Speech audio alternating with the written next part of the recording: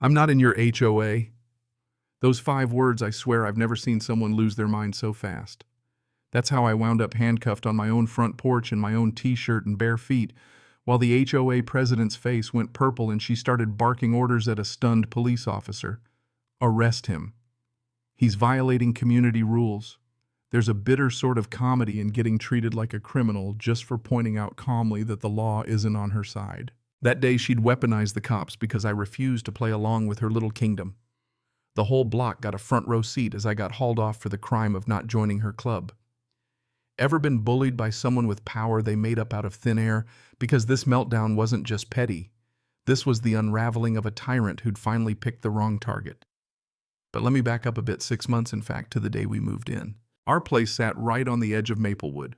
You could tell where the HOA's lawn perfection ended, and my wild little strip of freedom began a chain-link fence, not one of those fancy vinyl things.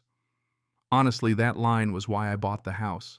The deed spelled it out, Lot 47, Independent. Grandfathered in before the eastward land grab of 2015. After nearly 2 years in an apartment, my daughter Jenny could finally plant her mom's wildflowers again. The sellers even took $5,000 off the price. Quirky legal situation, the realtor called it. I called it perfect, a quiet spot for a widowed software engineer and his girl to heal somewhere Rebecca's favorite Virginia wildflowers could grow without some committee's say-so. Peace lasted not quite a day. Next morning, I'm burning pancakes. Jenny's yammering at the table, and there's this doorbell, sharp, insistent, 7:30 in the morning. Through the peephole, corporate armor, steel gray hair, a navy blazer, leather clipboard clenched like a cudgel. I'm Margaret Whitfield, president of the Maplewood Homeowners Association. Even her car, white Mercedes vanity plate screaming HOA Prez in gold, looked like it wanted to write me a ticket. She smiled like she'd practiced it in a mirror. Wanted to personally welcome you and address some immediate landscaping concerns. Translation. I'd already violated her personal sense of order. I half opened the door, coffee in hand. Thanks, but my property's not under HOA jurisdiction. I checked, trust me. Her perfume was expensive. Underneath it, I could smell that sharp tang people get when you say something they don't expect. Her smile didn't budge. Her grip on that clipboard, though, white knuckles. I'm afraid there's a misunderstanding, Mr. Thompson. All properties within Maplewood's boundaries fall under our oversight. Your botanical irregularities, she shot a glare at Rebecca's flowers, are clear violations. Remediation required. Mrs. Whitfield, my deed's airtight, I said, patient as a dad explaining bedtime rules. This lot predates your expansion. Grandfathered out. The flowers stay. Any more contact, talk to my lawyer. A flash in her eyes like a shark that smells blood. Community compliance isn't negotiable. It's a legal obligation. Perhaps you should talk to our attorney. She said misconceptions like it was a disease. I didn't need her lawyer. I just needed breakfast with my kid. But as I closed the door, she jammed her clipboard in the gap. This conversation isn't over, Mr. Thompson. I built this community.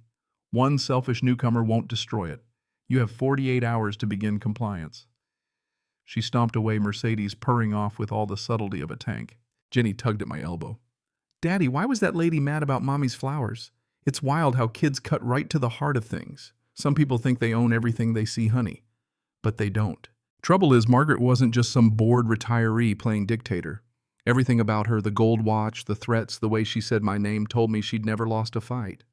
Folks like that don't give up easy. Sure enough, Tuesday I get my first violation notice by certified mail. $50, unauthorized landscaping. Looked official. Wasn't. They had no power over my yard or my daughter's memory. I should have laughed and tossed it. Should have called my lawyer, threatened them back. Instead, I tucked it in my desk. Figured truth was on my side. Then came the second notice, even fancier envelope, $75. Margaret was escalating. Meanwhile, Jenny stood at her window staring at the flowers in the moonlight. Do you think Mommy knows we planted her favorites? She whispered. She knows everything important, I told her. Didn't know Margaret had been watching too. Calls to the county legal consult's old map spread out on the kitchen table. Every line confirmed it. Lot 47 was out of reach. But Margaret just doubled down, pressing neighbors, twisting arms. One by one, people stopped waving. Mrs. Anderson, sweet old lady who'd baked us cookies, showed up looking sick.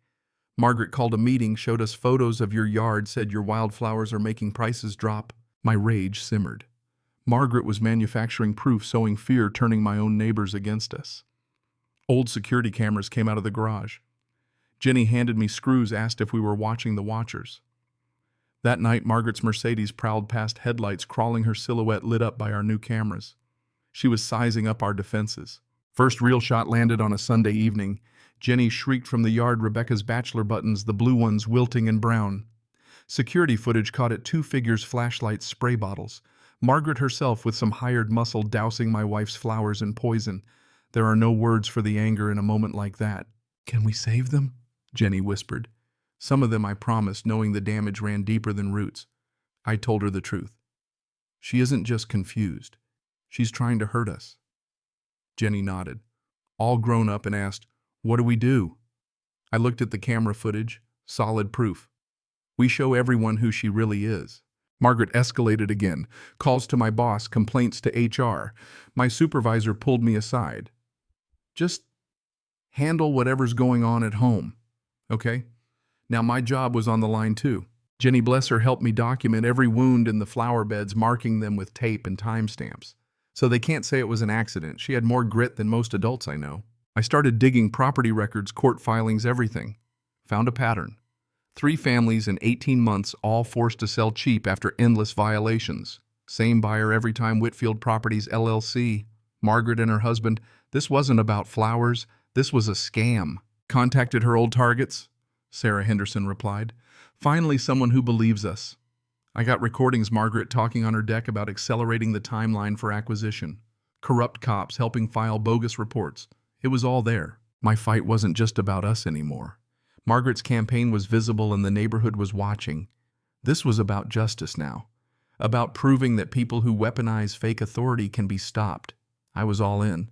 Digging deeper, I found Margaret's story. Grew up poor, clawed her way up, got obsessed with power. Her first marriage crashed and burned, real estate license suspended. Then she married Richard Whitfield and the schemes began. I tracked the HOA's finances, assessments skyrocketing, debt piling up. They were assembling properties for a luxury resort plan. My house, my neighbors, all slated for demolition if Margaret got her way. Emails revealed her strategy: target families with emotional vulnerabilities. My wife's garden made us a target. Corrupt Officer Mitchell filed fake reports to pressure families into selling. Bank President Sterling Richards' golf buddy helped with hard collections. Margaret even had a file cabinet labeled with my address and a hit list for future acquisitions. But here's where things turned. I wasn't just another victim. I had legal standing, evidence, and allies. Patterson, the lawyer who'd helped me, confessed Margaret had ruined his family too. He'd been waiting for someone with a case airtight enough to break her. If I could buy the HOA's debt from the bank, I'd own Margaret's weapon. Risked everything, house savings, Jenny's future, but I did it. Rebecca Williams, a reporter, showed up. Turns out Margaret's scam was a template for HOA abuse nationwide. My fight could expose it all. The bank tried to stall the sale at the last second, but Patterson and Williams had everything ready. When Margaret tried her last stunt, a bogus eviction backed by her pet cop and forged papers, I called in my team. Patterson arrived, Williams's news van behind him, neighbors gathering on lawns. Patterson announced loud enough for all to hear that I now owned the HOA's debt, every property in Maplewood, even Margaret's. The crowd went wild. Margaret's mask shattered. She screamed, threatened her own cop, forced to walk her off my property. Not anymore, I told her, waving the documents that ended her reign. Public apologies followed. Margaret forced to stand before every family she'd wronged. I read her up on her own violations: too tall grass, mailbox dents, non-native flowers. The irony wasn't lost on anyone.